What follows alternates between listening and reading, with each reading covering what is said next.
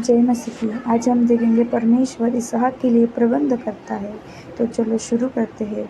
जब अब्राहम बहुत बूढ़ा हो गया था तब उसका पुत्र इसहाक एक पुरुष की आयु का हो गया था। इसलिए अब्राहम ने अपने एक सेवक को अपने पुत्र इसहाक के लिए उस देश से एक पत्नी लाने के लिए भेजा था जहाँ उसके रिश्तेदार रहते थे।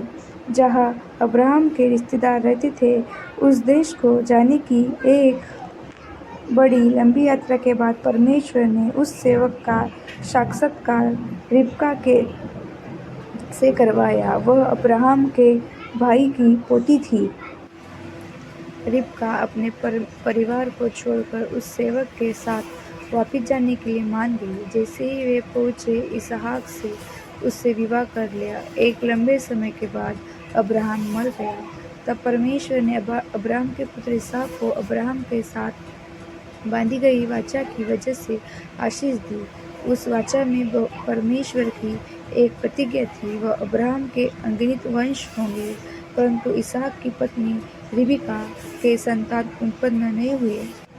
इसहाक ने रिबका के लिए प्रार्थना की और परमेश्वर ने उसे जुड़वा बच्चों का गर्भ धारण करने में सक्षम किया।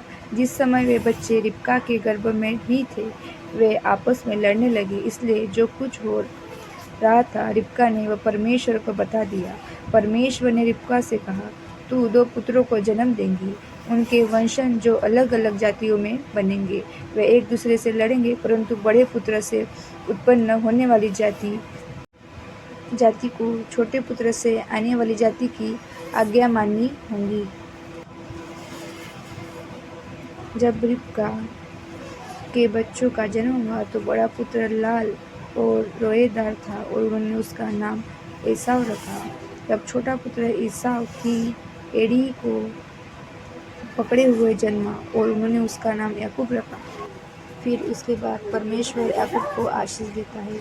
जब वे बच्चे बड़े हुए तो याकूब को घर पर रहना अच्छा लगा, परंतु ईसाव को जानवरों को शिकार करना भाया। रिबका ने याकूब से स्नेह किया, परंतु इसहाक से एसाव से प्रीति रखी।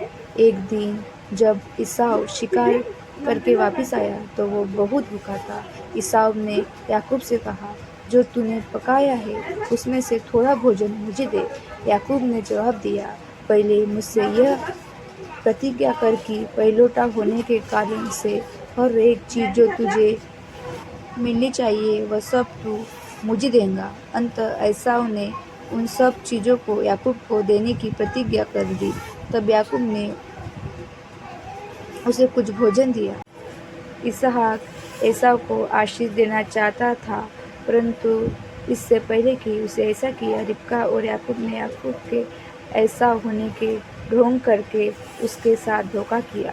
इसहाक बूढ़ा था और अब देख नहीं पाता था, इसलिए याकूब ने एसाव के कपड़े पहने और बकरी की खाल को अपने गले और हाथों पर लपेट दिया।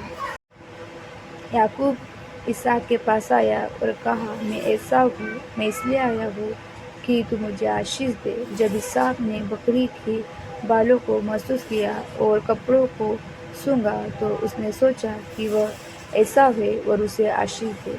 एसाव ने याकूब से ईर्ष्या की, क्योंकि याकूब ने उससे पहले पुत्र के अधिकार को और साथ ही उसके आशीषों को भी चुरा लिया था। अंत उसने उसके पिता के मरने के बाद याकूब को मार डालने की योजना बनाई, परंतु रिबका ने एसाव की योजना को सुन लिया। इसलिए उसने और इसहाक ने याकूब को उसके रिश्तेदारों के साथ रहने के लिए बहुत दूर भेज दिया। याकूब कई वर्षों तक रिबका के रिश्तेदारों के साथ रहा। उस समय के दौरान उसने विवाह किया और 12 पुत्रों को और एक पुत्री को जन्माया। परमेश्वर ने उसे बहुत धनी बना दिया। फिर 20 वर्ष तक कनान में अपने घर से दूर रहने के लिए बाद याकूब अपने परिवार, अपने सेवकों और अपने जानवरों के सारे झुंडों के साथ वापस लौटा।